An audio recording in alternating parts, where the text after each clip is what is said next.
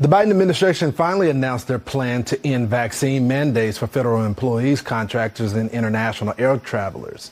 The mandates are set to expire May 11th. One of the few experts willing to speak out against the mandates from the very beginning was Dr. Marty Makary. Dr. Makary is a public health expert and professor at Johns Hopkins School of Medicine, and he was on Capitol Hill today criticizing the CDC's pandemic response. Dr. Marty Makary joins us now. Doc, you're one of the few people that I trust in medicine because you told us the truth from the very beginning.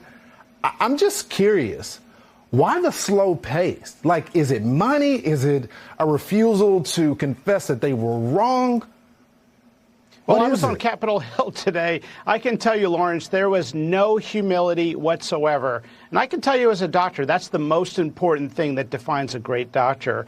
Instead, public health officials were begging for more money. The CDC, which has 21,000 employees and did at the time of the COVID pandemic hitting the U.S., they couldn't even come up with a website to track the virus. They told other people within the government it would take them months to do so. It ended up being one Johns Hopkins grad student that came up with a COVID tracker that the world used. And then today, the Assistant Secretary of Health for Emergency Preparedness, she asked for more hiring power from Congress.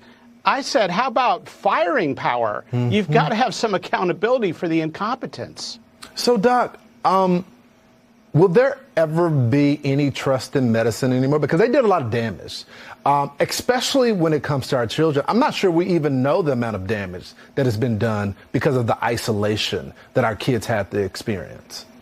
Well, that's so true, Lawrence. There has been so much misinformation spread by the U.S. government, by the CDC, that we had to close schools, that we had to mandate the vaccine, that myocarditis was not real, that we had to mask toddlers and boost young people, that long COVID was a real threat that affected 1 in 5 people. It didn't. So we heard so much misinformation. They have got to come back and address all of these things for public trust to be restored.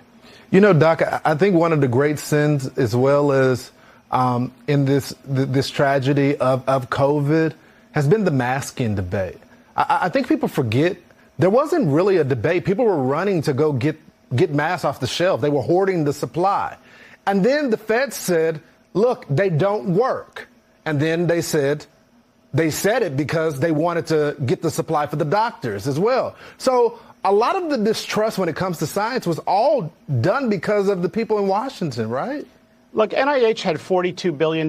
They could have done a good study on masks in the first few weeks and ended the controversy once and for all. But they chose to rule by opinion and dogma rather than science and evidence. We finally got the big study, and it showed they were basically ineffective. Yeah, so crazy. Dr. Marty Makary, thanks for being honest with us from the very beginning.